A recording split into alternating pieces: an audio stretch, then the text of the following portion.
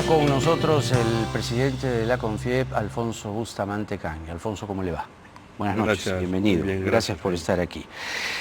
Mire, hay un cóctel intomable, ¿no?, que básicamente está compuesto por lo que ha sucedido en el Congreso. Primero, con esto de los niños, la sesión de anoche ha sido muy vergonzosa, porque sabe a componenda, sabe a que no eran 4, eran decenas. Segundo, la elección de este defensor del pueblo, el señor Josué Gutiérrez, que de defensor solamente tiene haber defendido a Vladimir Cerrón. Y la verdad es que en líneas generales la sensación es de una desinstitucionalización atroz. Es como si retrocediéramos, ¿qué?, 10 años, 15 años, quizá hasta 20 años. Y los extremos nuevamente juegan su papel, partidos antagónicos se dan la mano y hay un término de la era de la posverdad que cada vez va cobrando fuerza, el fujicerronismo. Acá no se lo tomen a mal, personal, es la realidad, el tablero manda. ¿Esto cómo impacta, a juicio de la CONFIEP, en las inversiones, en el futuro, vamos, hablando del corto, mediano plazo, ya le hablemos de largo, ¿no? Jaime, buenas noches y muchas gracias por invitarme al programa, porque efectivamente lo que ha pasado amerita un pronunciamiento y amerita venir acá y explicar cuáles son los peligros de una decisión como la que se tomó anoche, ¿no? Primero, ¿qué es la Defensoría del Pueblo, ¿no?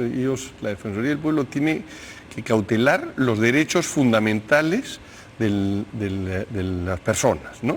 Y entre ellos, por ejemplo, es la conflictividad social, tiene que mediar, ¿no? Entonces, realmente se necesita un personaje, primero con experiencia, candidatos con experiencia, pero también candidatos que no polaricen, ¿no? Lo que estamos viviendo ahora, acabas de decirlo, partidos antagónicos, lo que estamos atestiguando una vez más es esto busca la polarización del país, o va a generar una polarización. Aún mayor. Aún mayor.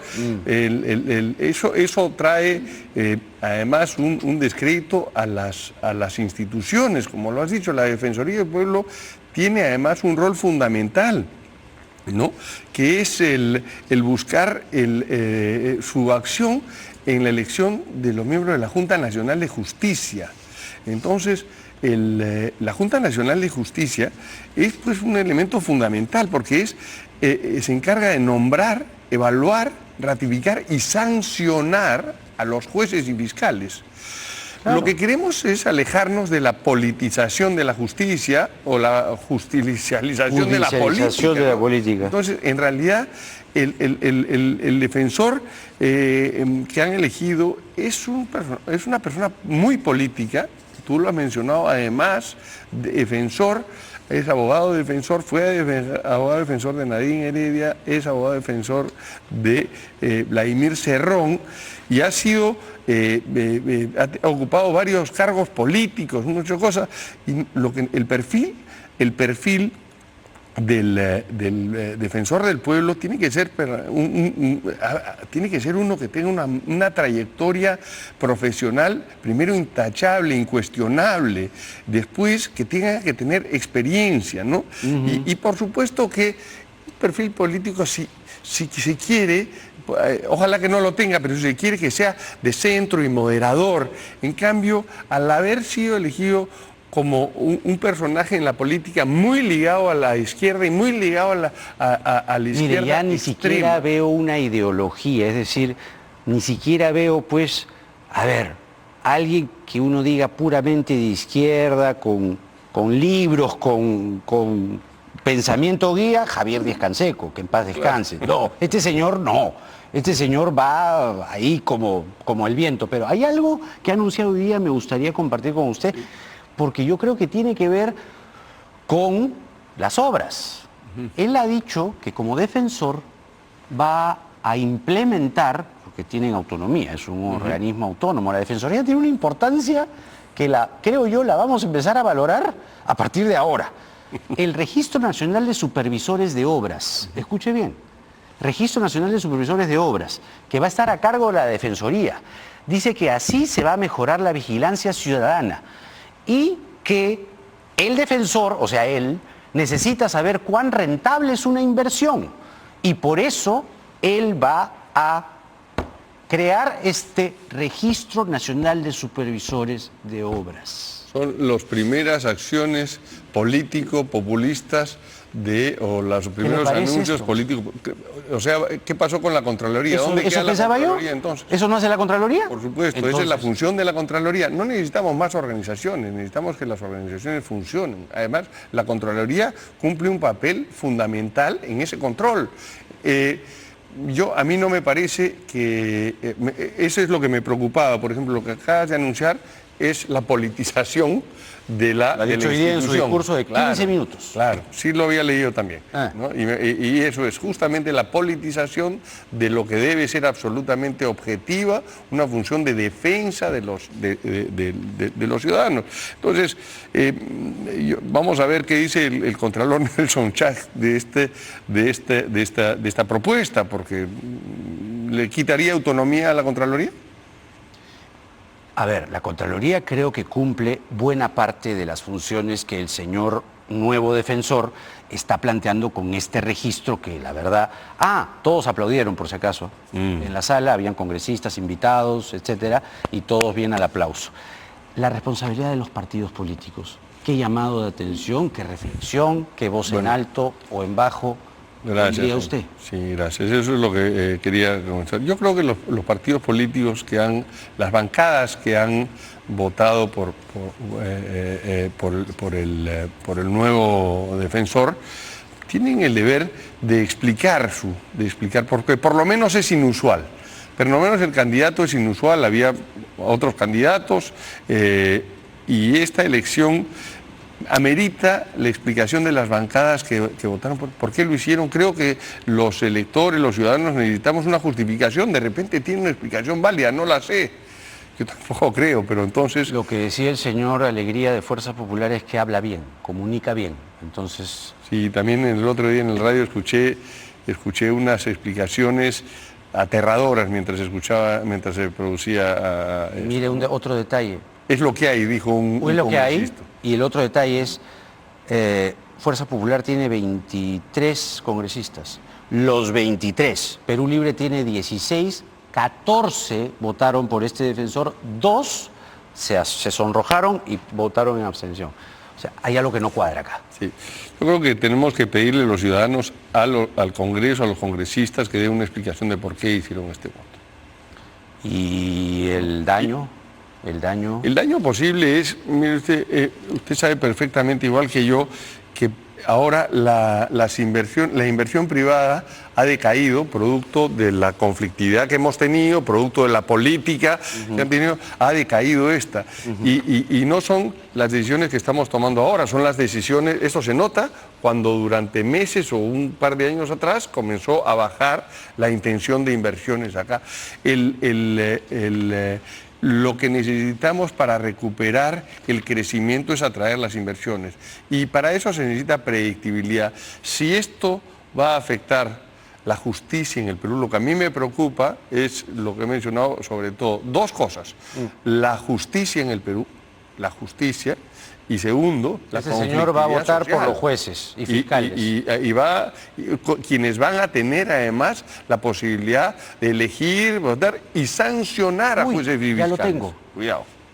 Las bancadas que han votado, una buena cantidad de ellas, si no todas, sus líderes o sus sucedáneos enfrentan investigaciones fiscales. Entonces el defensor vota por unos jueces que sean amables. Es una primera, ¿no? Puedo colegir eso. Uno puede colegir eso también, ¿no? Lamentablemente. O sea, ¿en qué situación estamos?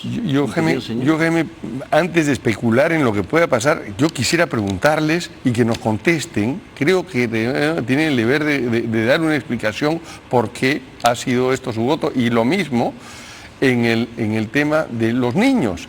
O sea, ayer hemos tenido 2 eventos, esto y los niños, que han sido absolutamente inusuales. Lo de los niños quiero pronunciarme solo de decir, necesitamos que se investigue. O sea, es de ver si es de mi partido, del partido del vecino, lo que sea. Yo quisiera que se investigue hasta el fondo.